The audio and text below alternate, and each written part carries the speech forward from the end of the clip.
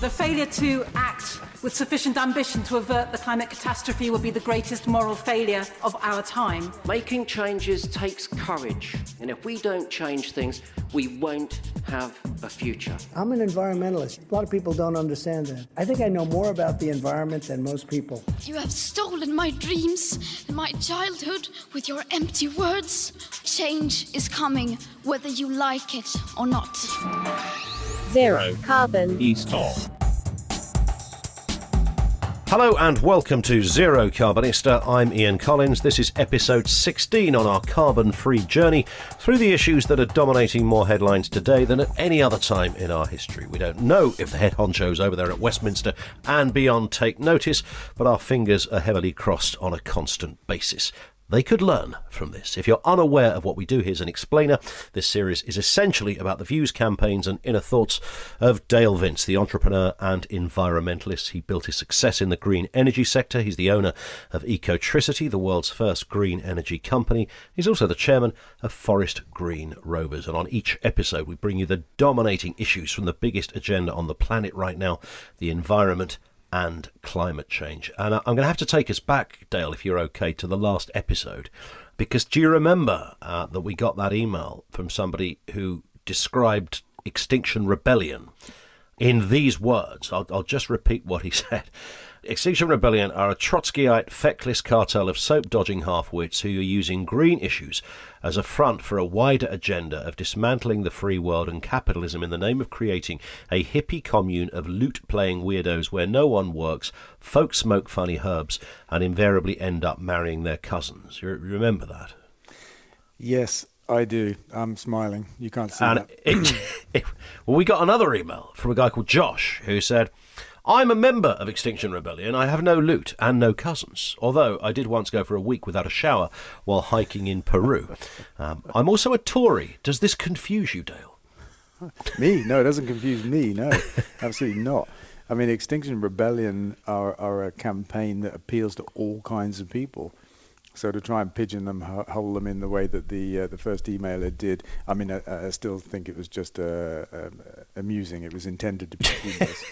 You can't pigeonhole, in that respect, members or supporters of Extinction Rebellion. It crosses all cultural and social boundaries. Yeah, I was searching when I saw that. I went online, had a little look across Twitter, and there's a big conservative kind of environment body, mostly young conservatives, who are clearly buying in to the very sort of arguments that we discuss on this programme. So I know there's a stereotype there, but clearly there are some people who, I suppose, usurp or buck the stereotype. Yeah, I mean, I think that's the real power of Extinction Rebellion and the measure of their success, the extent to which they've become a very broad campaign embracing people from all walks of life. And, you can't just dismiss them as left-wing activists and stuff like that. That just doesn't wash. And, the environment is an issue that cuts across everything. And I'm not surprised at all that young conservatives get it.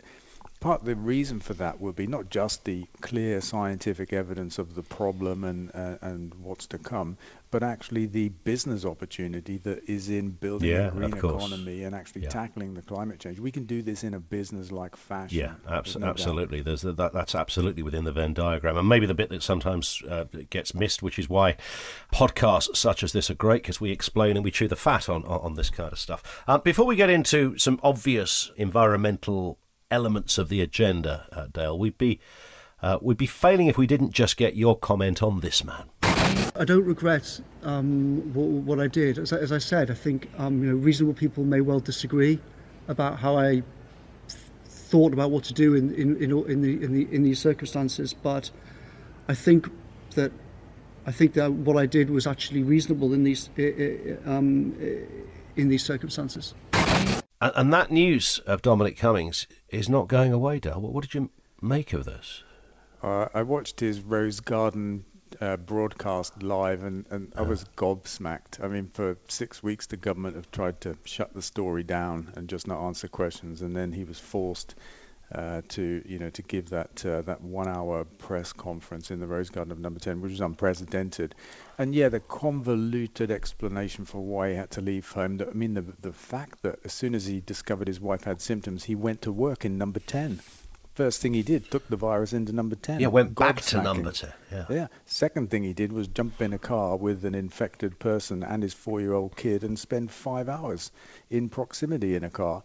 And then obviously there was that crazy trip to Barnard Castle to test his eyesight before driving back to London because he was No, you can't say that. This was a man who had eye issues. Come on, I mean, the guy needed to make sure that he was safe to drive. And there's one great way to find out if you're not blind, and that's drive a car. Obviously, no, that's right. I mean, the whole thing was just mental, and I think he was digging a hole for himself for sure. But when he said it was to test his eyes, I think he killed himself because nobody was buying that. It was the most disgraceful lie, a barefaced lie that he's trying to perpetrate on sensible people that are just not having it. And this morning I saw that the total number of Conservative MPs now calling for him to go is 99. That's up from like 60 yesterday. Yeah. And Boris Johnson keeps saying we're going to draw a line under it and move on, but that ain't happening. It's not happening. And I used the word that I said when talking about this on the radio. I said, this man is lying. Let's give him the benefit of the doubt. Let's say that he got royally confused on the first part of the story, forgot the rules, panicked about his kid, jumped in a car, went to Durham. Okay, fine. Not fine, but fine. But the second part of the story, I mean, that is clearly a breach. I think the police have acknowledged it as a breach now. And the eye thing, I mean, somebody tried to counter this by saying, look, he'd had 3 days to come up with an excuse. He could have come up with a better excuse. So the fact that he had such a bad excuse is meant to lead us to believe that that is genuine, because nobody would come up with that excuse if they were trying to pull the wool over your eyes. So it's a kind of double bluff, reverse bluff ferret. Well, he spent 4 or 5 hours the day before explaining himself to Johnson. He was half an hour late for the press conference itself. To arrive with that half-assed excuse for the Barnard Castle trip, I think it's just it's a measure of, I think, the disrespect or the contempt with which they hold the public, and their own self-belief that everything, they can shrug everything off. A bit Trump-like, it doesn't really matter because people will forget, and there's 4 years to the next election, so. We'll just move on. It'll all be done by then. The mantra, let's move on, But, he didn't even look for childcare in London. He admitted that. So it's not good enough to say I could only get childcare in London. Johnson said he needed a particular kind of childcare. That turned out to be BS because he didn't. He just needed childcare. And he didn't ask friends or family in London at all. He just wanted to go to Durham. That was But he didn't go to the castle, Dale. Let's cut the man some slack. He didn't go turret watching. No, he went to a river and then on the way back stopped in some woods. Yeah. He went to. It's interesting because he said we went to the river for 15 minutes, and while they were there, a bloke said hello or something, and they said Happy Easter. I think that's why they got back in the car, because they got spotted. Seen, yeah, probably. Thought, hang on a sec, this isn't good. Is shocking. The worst part about it, of course, is that we're on the verge of easing the lockdown. The government needs to be trusted and believed, and we all need to feel that we're all in this together, that there's one set of rules for all of us. And they have completely undermined all of that. Yeah. Let's go to this story, the coronavirus not good for nature. I was reading this story earlier this week. What are you making this? Nature has to hit the reset button, essentially. I read that piece and I was waiting for the stats, and they didn't come. It just looked like a series of anecdotes. Gorillas are susceptible to the virus and there's only 900 left. Okay, I get that. That was one example. Wildlife tourism is down, so there's less money in wildlife protection, and poaching is up. I get that. But that doesn't mean that overall nature is taking a hit from the virus, and there was no numbers, no stats, no data in there to back up that claim. So I'm not buying it. Not buying into that. Here's a question. This comes in from Simon on Twitter. Got any plans to build anything like your Nemesis car? You might have to explain the question as well first. Okay, great question, actually. Timely. We set out to build the Nemesis in 2008. I wanted a greener kind of car. A bit of a petrol head, self-admitted at the time, but tree hugger at the same time. Looked for an electric car, couldn't buy one anywhere in the world, so we decided to make one. So from scratch, we designed the car we eventually called the Nemesis. It was a supercar, Britain's first electric supercar. Got it on the road in 2010. It led us to building the electric highway. to try and kickstart this electric vehicle revolution. Along the way, we did research into the feasibility of everybody having an electric car. We were looking post-oil, how are we going to travel? And, we researched, is there enough lithium in the world, for example? There is. Can the grid cope with 30 million cars on the road that are electric in Britain? And it can. And that kind of stuff. So we put our weight behind the electrification of transport in around about 2010. And right now, we're looking at making an electric bike called the Iron Horse, ION as in lithium ion. And it's an idea that we had yonks ago, around about 2011 probably, but we dropped it because the big bike manufacturers looked like they were coming this way. It was the same reason we stopped being involved in making cars, because in 2010 everybody was talking about it. Nissan produced the Leaf and that kind of stuff. But nobody's really doing it yet. There aren't any great electric bikes out there, and I'm a biker kind of in my DNA probably, and I've got a KTM electric bike at the moment, which is a great bike. It's great fun, but it's it's not good enough. So we've just been working with the designer of the Nemesis, Peter Stevens. He sent me the latest images yesterday for the Iron Horse. We've got some pretty innovative ideas, and I hope that we can actually make the first one in maybe the next 12 months. I was reading about Dyson and his endeavours with the electric car, and I can't recall the full facts of it, but it was just the sheer enormity of cost that was involved, and somehow he just couldn't make the numbers work, and it got to, it looked like from the outside like they got a fair way down the line, but just decided to pull it at some point in the process. I mean, is it that tricky? I mean, one has to reasonably assume it's not a cheap process, but is it that fine? Is it that tightrope sort of based? I don't think it's tricky at all, especially now the technology has moved on so far, and it's widely available. You don't have to make your own motors or your own batteries and stuff like that, although it's probably cheaper if you do.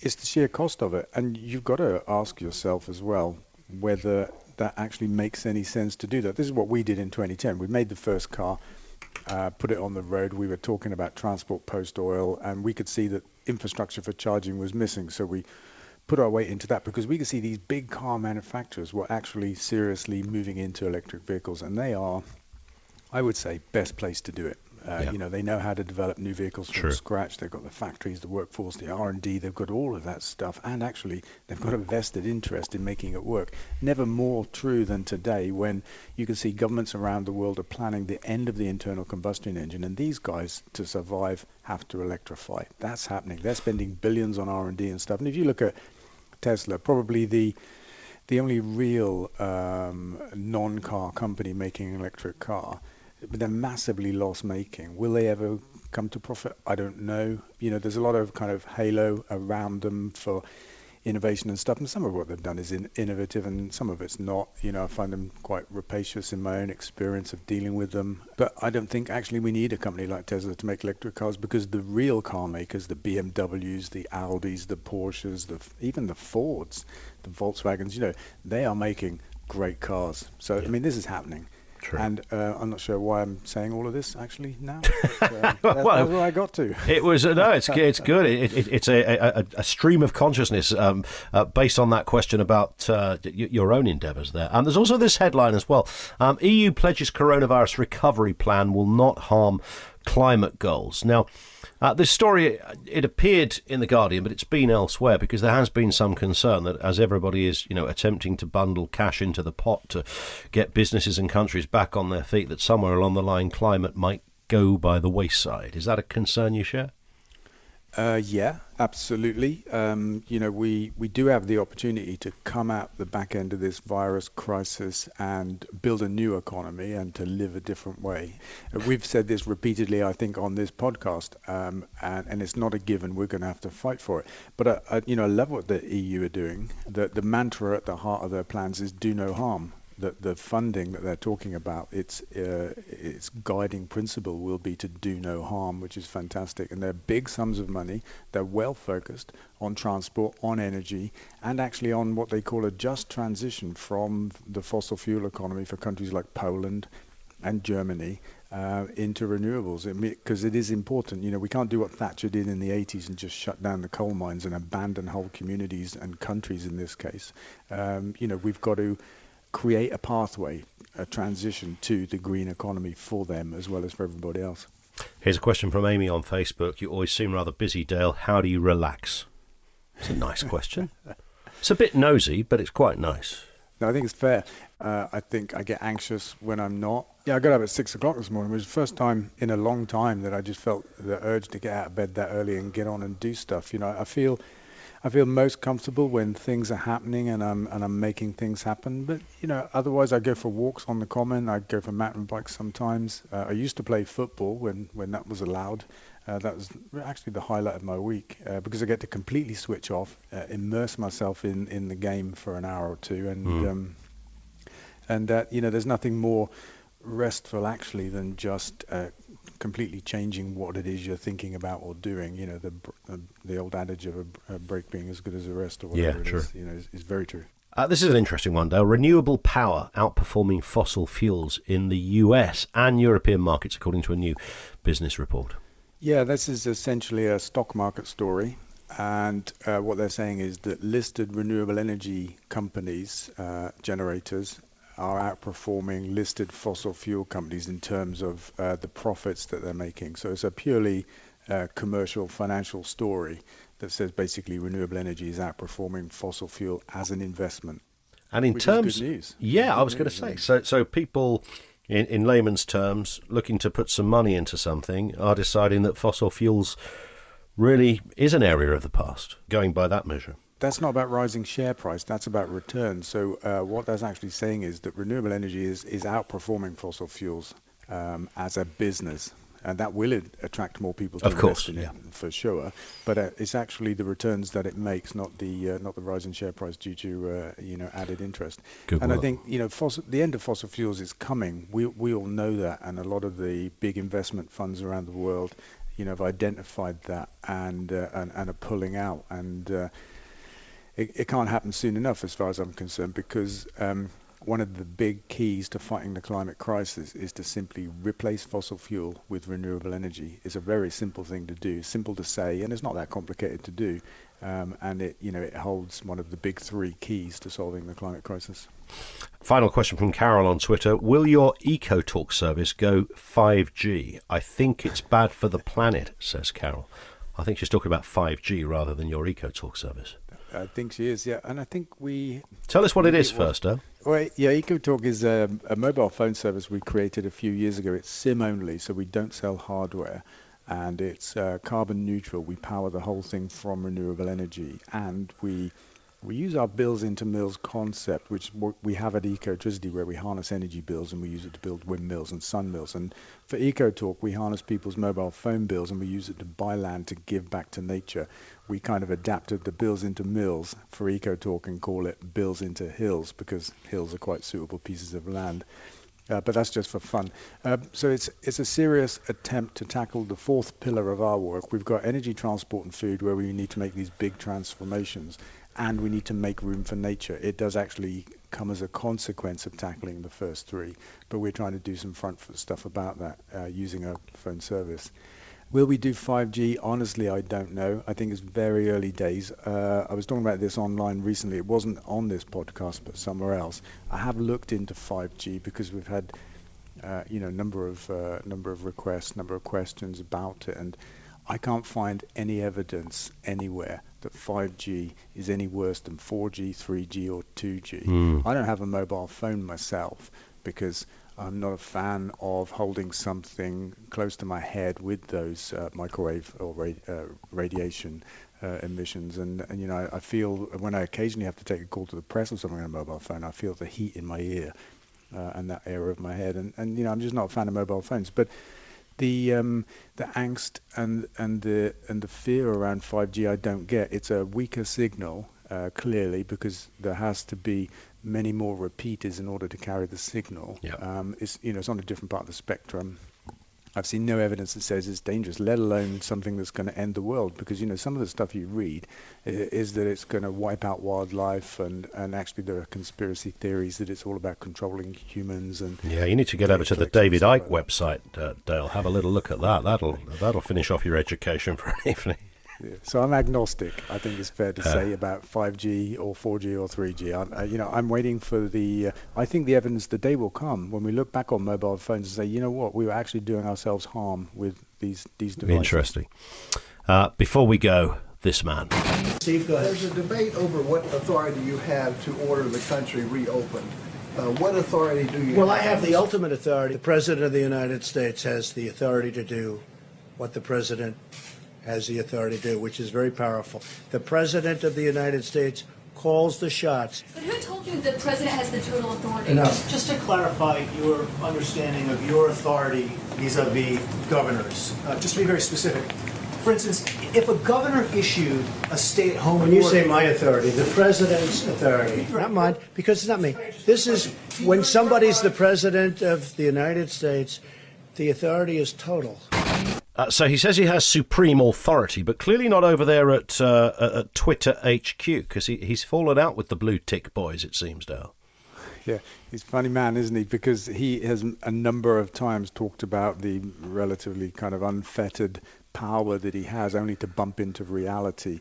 And he's issued a law today, I think, or an executive order that aims to cause problems for people like Twitter, but he doesn't have the power to make that law. That's Congress's power. So he's bumping into reality again. But I think he just wants to have a fight. He just wants to paint himself as a victim of suppression of free speech. It's ironic because if he's successful in what he's trying to do to Twitter, they will have to control what he says more, not less.